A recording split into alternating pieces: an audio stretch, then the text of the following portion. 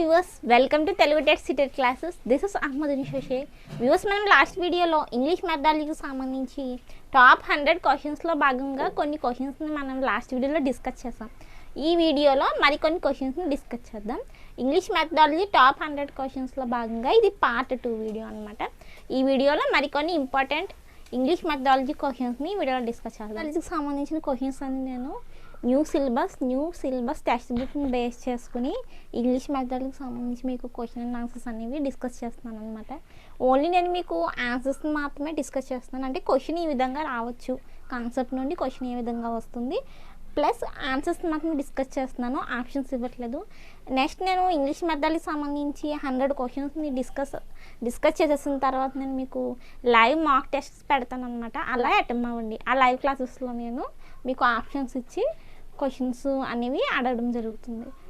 అయితే ఇప్పుడు ఫస్ట్ ఇక్కడ మనం లాస్ట్ వీడియోలో 12 క్వశ్చన్స్ డిస్కస్ చేసాం కదా. ఈ వీడియోలో 13th క్వశ్చన్ నుండి డిస్కస్ చేద్దాం. English language kit contains.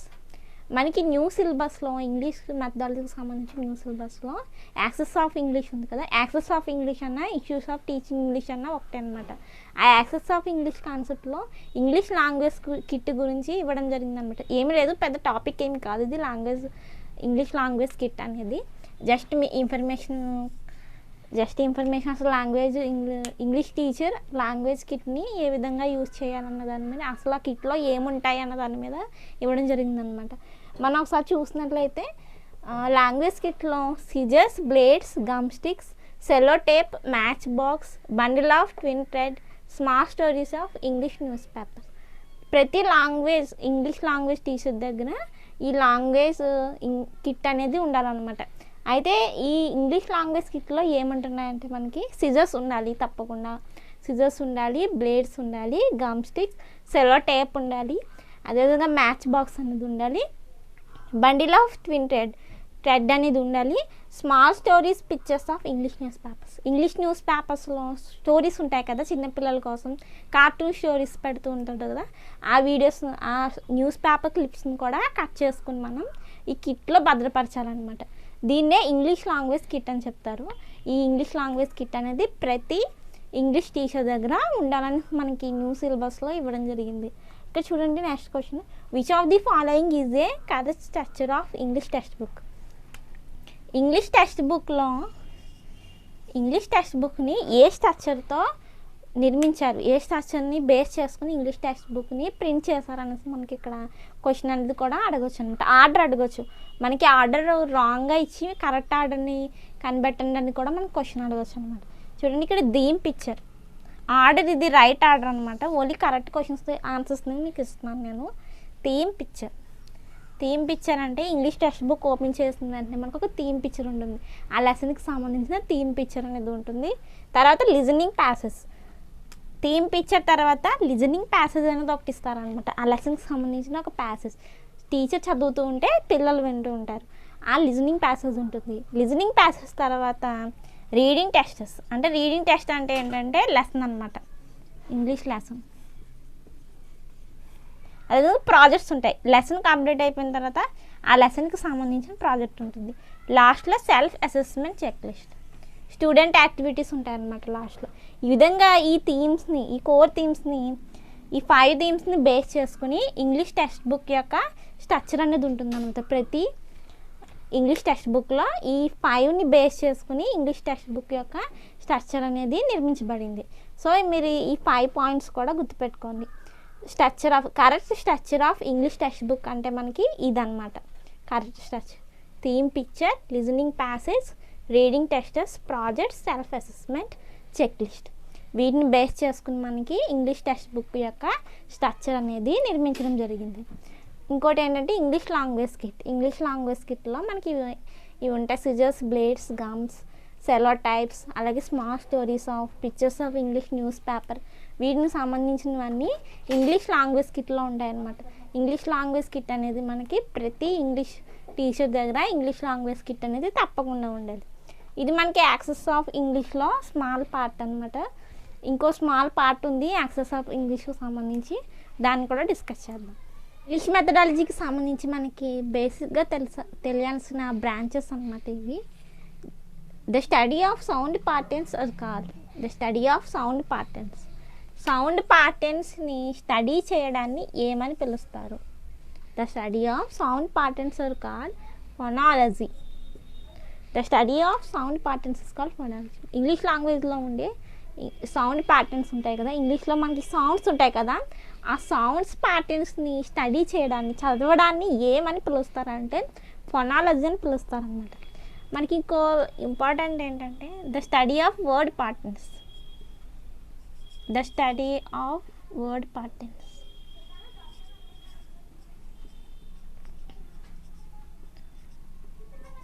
The study of word patterns called morphology. The study of word patterns is called morphology.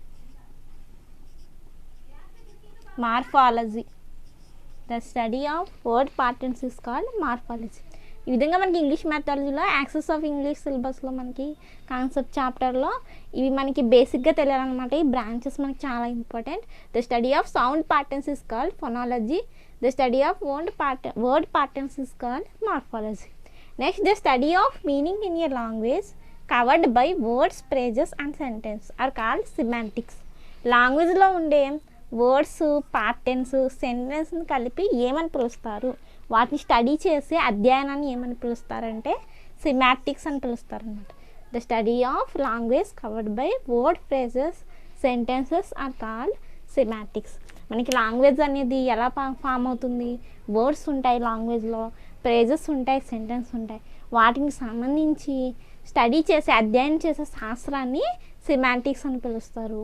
Sound ప్యాటర్న్స్ని స్టడీ చేసే శాస్త్రాన్ని ఫోనాలజీ అని, వర్డ్ ప్యాటర్న్స్ని స్టడీ చేసే అధ్యయనాన్ని, శాస్త్రాన్ని మార్ఫాలజీ అని పిలుస్తారు. అదేవిధంగా లాంగ్వేజ్ యొక్క వర్డ్స్, ఫ్రేజెస్, సెంటెన్స్ని కవర్ చేస్తూ స్టడీ చేసే శాస్త్రాన్ని సిమాంటిక్స్ అని పిలుస్తారనమాట. The study of sentence structures are called syntax. మనకి సెంటెన్స్ ఉంటాయి కదా, ఇంగ్లీష్ లాంగ్వేజ్లో సెంటెన్స్ ఉంటాయి కదా, ఆ సెంటెన్స్ యొక్క స్ట్రక్చర్ని స్టడీ చేసే శాస్త్రాన్ని సింటాక్స్ అని పిలుస్తారనమాట. The study of sentence structures is called syntax. Pronunciation mark contains 3 dots. Pronunciation marks contains 3 dots is called ellipsis. Pronunciation marks contain 3 dotsని ఎలిప్సిస్ అంటే ఏంటంటే మనకి ఇక్కడ 3 dots లాస్ట్లో మనం సెంటెన్స్ అన్నీ రాసిన తర్వాత లాస్ట్లో 3 dots పెడుతూ ఉంటారు కదా, ఇలా డాట్స్ పెడుతూ ఉంటారు కదా, ఈ డాట్స్ని ఎలిప్సిస్ అని పిలుస్తారన్నమాట. Pronunciation mark contain 3 dots is called ellipsis. ఈ విధంగా ప్రొనౌన్సియేషన్ మార్క్స్ లాస్ట్లో మనం సెంటెన్స్లో లాస్ట్లో 3 dots పెడుతుంటాం కదా, ఆ 3 dotsని ఎలిప్సిస్ అని పిలుస్తారన్నమాట.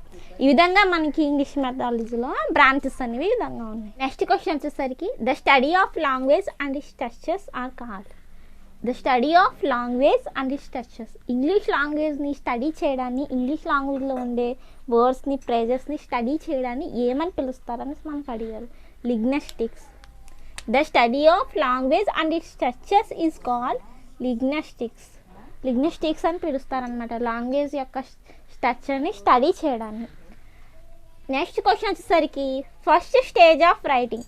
మనకి లాంగ్వేజ్ స్కిల్స్లో listening, speaking, reading, writing skills ఉన్నాయి కదా, అయితే రైటింగ్ స్కిల్కి సంబంధించి మనకి ఫస్ట్ స్టేజ్ ఏంటి అని మనకి ఇక్కడ క్వశ్చన్ అనేది అడగడం జరిగిందనమాట. సో చూడండి, మనకి రైటింగ్ స్టేజ్లో ఫస్ట్ స్టేజ్ వచ్చేసరికి స్క్రిబ్లింగ్ అనమాట. స్క్రిబ్లింగ్ అనేది రైటింగ్ స్కిల్లో ఫస్ట్ స్టేజ్. నెక్స్ట్ వన్ వచ్చేసరికి emergent writing, second stage. Third stage వచ్చేసరికి ట్రాన్సాక్షనల్ రైటింగ్. ఫోర్త్ స్టేజ్ వచ్చేసరికి ఫ్లూయెంట్ రైటింగ్. ఈ విధంగా మనకి రైటింగ్ స్టేజెస్ అనేది ఈ విధంగా ఉన్నాయన్నమాట. స్క్రిబ్లింగ్ అంటే ఏంటంటే మనం చిన్నపిల్లలకి స్టార్టింగ్ నుండే ఇలా గీతలు నేర్పిస్తూ ఉంటాం కదా, లైన్స్ డ్రా చేయడం నేర్పిస్తూ ఉంటాం కదా, ఆ లైన్స్ డ్రా చేయడం నేర్పించడాన్ని స్క్రిబ్లింగ్ అని పిలుస్తారు. ఇలా రేఖలు, ఇలా లైన్స్ని జీరోస్ని, ఇలా లైన్స్ని ముందు రైటింగ్ అలవాటు అవ్వడానికి పిల్లలకు నేర్పిస్తూ ఉంటాం కదా, దాన్ని స్క్రిబ్లింగ్ అని పిలుస్తారు అనమాట. ఎమర్జెంట్ రైటింగ్ అంటే వర్డ్స్ ఏ, బి, సి ఈ విధంగా వర్డ్స్ని నేర్పించడాన్ని ఎమర్జెంట్ రైటింగ్ అని పిలుస్తారు. ట్రాన్సాక్షనల్ రైటింగ్ అంటే ఏంటంటే చూసి రాయడం, కాపీ రైటింగ్ అనమాట. కాపీ రైటింగ్ని మనం ట్రాన్సాక్షనల్ రైటింగ్ అని పిలుస్తాం. నెక్స్ట్ వన్ వచ్చేసరికి ఫ్లూయెంట్ రైటింగ్. ఇది రైటింగ్ స్కిల్లో 4th స్టేజ్. ఈ ఫ్లూయెంట్ రైటింగ్ అంటే వాళ్ళు ఓన్గా రాసుకుంటూ వెళ్తారనమాట స్టూడెంట్. దాన్ని ఫ్లూయెంట్ రైటింగ్లో స్టేజ్లోకి వస్తున్న రైటింగ్. ఈ విధంగా మనకి రైటింగ్లో 4 స్టేజెస్ ఉన్నాయి: scribbling, emergent writing, transitional writing, fluent writing. The study of language touches call. Language టచ్ని స్టడీ చేయడాన్ని లింగ్విస్టిక్ అని పిలుస్తారనమాట. ఏ లాంగ్వేజ్ అయినా సరే, తెలుగు లాంగ్వేజ్ అవ్వచ్చు, ఇంగ్లీష్ లాంగ్వేజ్ అవ్వచ్చు, హిందీ, మరాఠీ, ఏ లాంగ్వేజ్ టచ్నైనా స్టడీ చేయడాన్ని లింగ్విస్టిక్స్ అని పిలుస్తారు. ఇక చూడండి, వెయిట్, లెడ్. ఈ విధంగా మనకి ప్రొనౌన్సియేషన్ అనేది సేమ్గా ఉంది, స్పెల్ అనేది సేమ్గా ఉంది, కానీ మనకి ఇక్కడ మీనింగ్ అనేది మనకి చూడండి same spells but different in meaning. ఇక్కడ మనకి 2 వర్డ్స్ ఇచ్చారు కదా, ఈ వర్డ్స్లో మనకి స్పెల్ అనేది సేమ్గా ఉంది, బట్ మీనింగ్ అనేది మనకి డిఫరెంట్గా ఉంటుంది అనమాట. వెయిట్ అంటే ఏంటి? వెయిట్ చేయడం. వెయిట్ అంటే ఏంటి? వెయిట్ అనమాట, బరువు. ఇక్కడేమో వెయిట్ అంటే ఆగడం, ఇక్కడ వెయిట్ అంటే బరువు అనమాట. ఈ విధంగా మనకి వెయిట్ లెడ్ అని మనకి స్పెల్ అనేది సేమ్గా ఉంది, కానీ డిఫరెంట్ మీనింగ్ ఉంది కదా. This type of words call. ఈ టైప్ ఆఫ్ వర్డ్స్ని ఏమని పిలుస్తారు అనేసి మనకి ఇక్కడ అడగడం జరిగిందనమాట. ఈ టైప్స్ ఆఫ్ వర్డ్స్ని మనం ఫన్స్ అని పిలుస్తాం. దిస్ టైప్ ఆఫ్ వర్డ్స్ని ఫన్స్ అని పిలుస్తాం. మనకి సేమ్ స్పెల్ ఉండి డిఫరెంట్ మీనింగ్ ఉండే వర్డ్స్ని ఫన్స్ అని పిలుస్తాం అనమాట. మీకు నిన్న వీడియోలో నేను వవల్స్ గురించి చెప్పాను కదా, మనకి వవల్ సౌండ్స్ వచ్చేసరికి 20 ఉంటాయని చెప్పాను కదా. వవల్ సౌండ్స్ 20 ఉంటాయని చెప్పాను. అయితే మనకి ఇందులో వవల్ సౌండ్స్ 20 ఉంటాయని చెప్పాను. వవల్ సౌండ్స్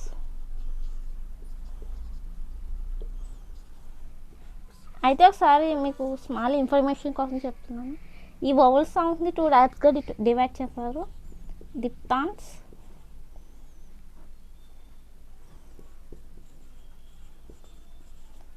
డిప్తాన్స్ మరియు pure vowels.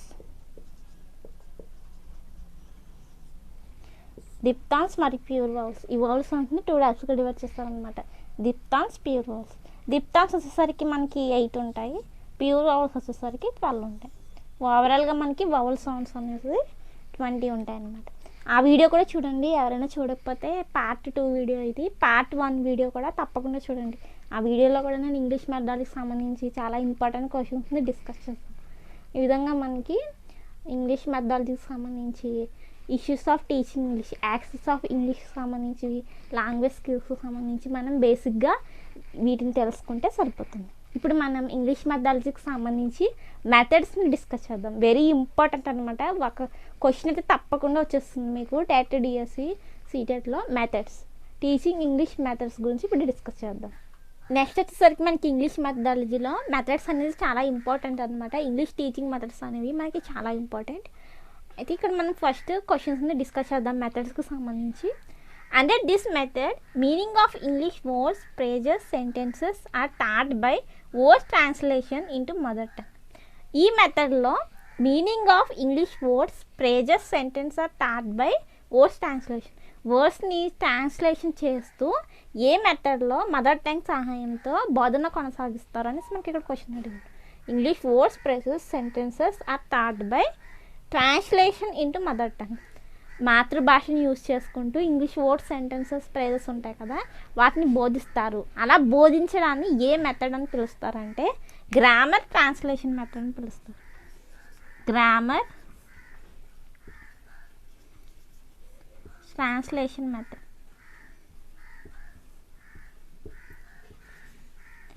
Grammar translation method అని పిలుస్తారు అన్నమాట. ఇక్కడ మనకి ట్రాన్స్లేషన్ అని ఉంది కదా, ఇది బాగా గుర్తుపెట్టుకోండి. ఇది మనకి కీ పాయింట్ అనమాట. ఎప్పుడైతే మనం ఇంగ్లీష్ వర్డ్స్, ఫ్రేజెస్, సెంటెన్స్ని మదర్ టంగ్లోకి ట్రాన్స్లేషన్ చేస్తూ, మదర్ టంగ్ని యూజ్ చేస్తూ ట్రాన్స్లేట్ చేస్తూ చెప్తామో అక్కడ యూజ్ చేసే మెథడ్ ఏంటంటే గ్రామర్ ట్రాన్స్లేషన్ మెథడ్. ఈ గ్రామర్ ట్రాన్స్లేషన్ మెథడ్ని క్లాసికల్ మెథడ్ అని కూడా పిలుస్తారు. మీకు ఆప్షన్స్లో ఒక్కొక్కసారి గ్రామర్ ట్రాన్స్లేషన్ మెథడ్కి బదులు క్లాసికల్ మెథడ్ అని కూడా ఇస్తూ ఉంటారు. Classical method.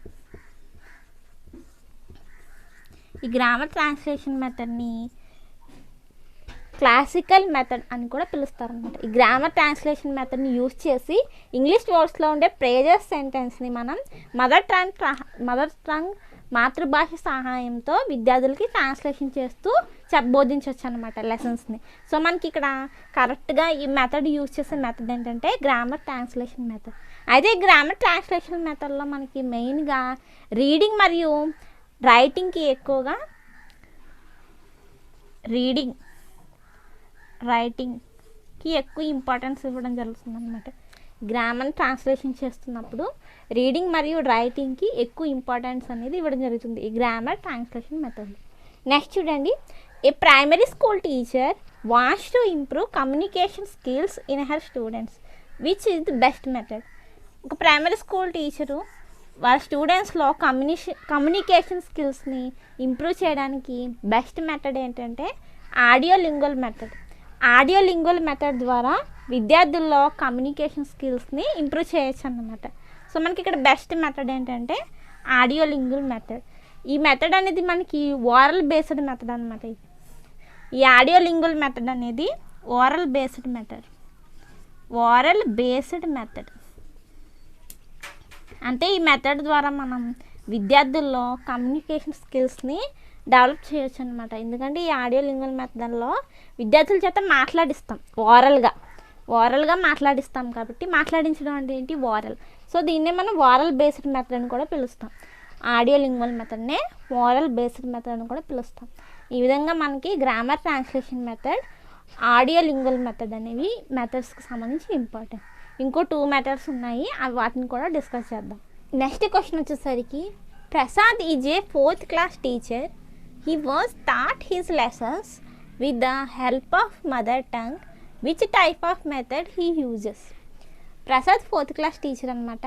ఆ టీచర్ ఏం చేస్తున్నారంటే taught his lessons with the help of mother tongue.